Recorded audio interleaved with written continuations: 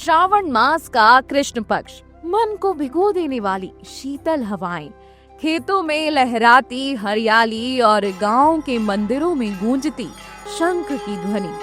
ऐसे पवित्र माह में आती है कामिका एकादशी, जिसकी कथा मात्र सुनने से, व्रत रखने से, पूजन करने से मनुष्य अपने समस्त पापों से मुक्ति पा लेता है।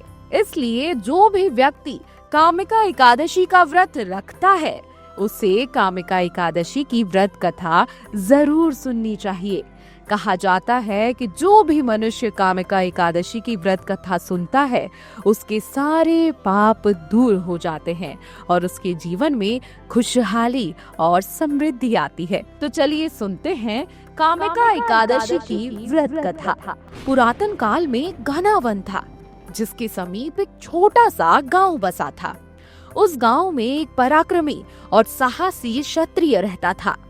उसके शौर्य और पराक्रम की प्रसन्नता चारों ओर होती थी, परंतु उसके मन में कभी कभी क्रोध का ज्वार भी उमड़ पड़ता। एक दिन की बात है, जब वह वीर क्षत्रिय सुबह सुबह धनुष बाण लेकर वन की ओर गया। लौटते समय उसे बहुत तेज प्यास लगी, तो वह पास के तालाब की ओर आगे बढ़ा। वहां उसे एक दुर्लभ और वृद्ध ब्राह्मण मिला। किसी विषय पर दोनों में वाद विवाद होने लगा। विवाद ने तूल पकड़ लिया और देखते ही देखते हाथापाई की नौबत आ गई। क्षत्रिय का क्रोध इतना तीव्र था कि वह भूल बैठा कि सामने वृद्ध ब्राह्मण है। उसने बलपूर्वक ब्राह्मण को धक्का दिया।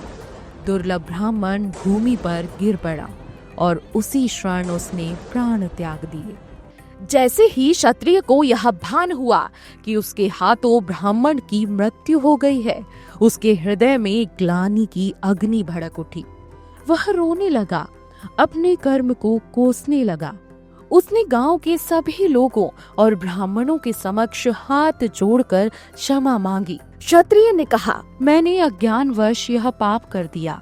कृपया मुझे दंड देकर मेरे पाप का प्रायश्चित कराइए। मैं ब्राह्मण देवता का विधि पूर्वक अंतिम संस्कार कर तर्पण और श्राद्ध करूंगा। किंतु गांव के सभी ब्राह्मणों ने एक स्वर में कहा, हे क्षत्रिय, तुम पर ब्रह्म हत्या का घोर दोष लग चुका है। जब तक तुम इस पाप से मुक्त नहीं हो जाते, तब तक हम तुम्हारे हाथ का जल भी ग्रहण नहीं कर सकते। वह क्षत्रिय व्याकुल होकर बोला, हे विप्रो, कृपया मुझे बताइए कि मैं इस महापाप से कैसे मुक्त हो सकता हूँ।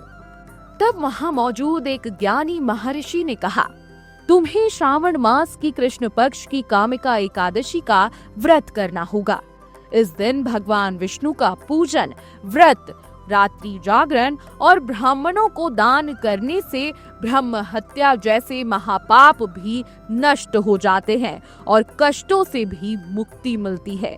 उस क्षत्रिय ने गुरुजनों के बताए अनुसार विधि पूर्वक कामिका एकादशी का व्रत रखा।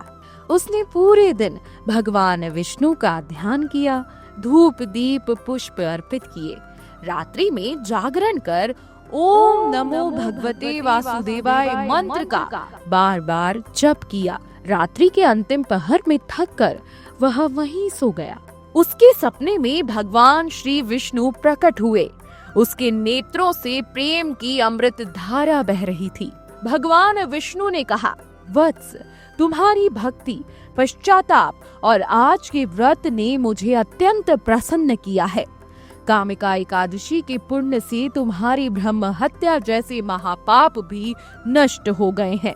अब तुम निश्चिंत होकर ब्राह्मण देवता का अंतिम संस्कार कर सकते हो। तुम्हारा जीवन फिर से पुण्य और धर्म के मार्ग पर चल पड़ेगा। जब क्षत्रिय की नींद खुली, उसका मन पूर्ण शांत और निर्मल था। उसने पंडितों को बुलाया और विधि पूर्वक ब्राह्मण का अंतिम संस्कार करवाया। सभी ब्राह्मणों ने संतोष पूर्वक भोजन किया और उसे आशीर्वाद भी दिया। तब से ही कामिका एकादशी का व्रत संपूर्ण मानव जाति के कल्याण के लिए किया जाने लगा। यह माना जाता है कि इस एकादशी की कथा सुनने मात्र से वाजपेयी यज्ञ के बराबर फल प्राप्त होता है। इस दिन व्रत रखने से पितृदोष, ब्रह्म हत्या, पूर्व जन्मों के पाप और क्रोध जनित अपराध तक नष्ट हो जाते हैं। कामिका एकादशी व्रत हमें सिखाती है कि चाहे हमसे कितना भी बड़ा पाप क्यों न हो जाए, ईश्वर भक्ति, पश्चाताप और सच्चे प्रायश्चित से हर दोष से मुक्ति संभव है।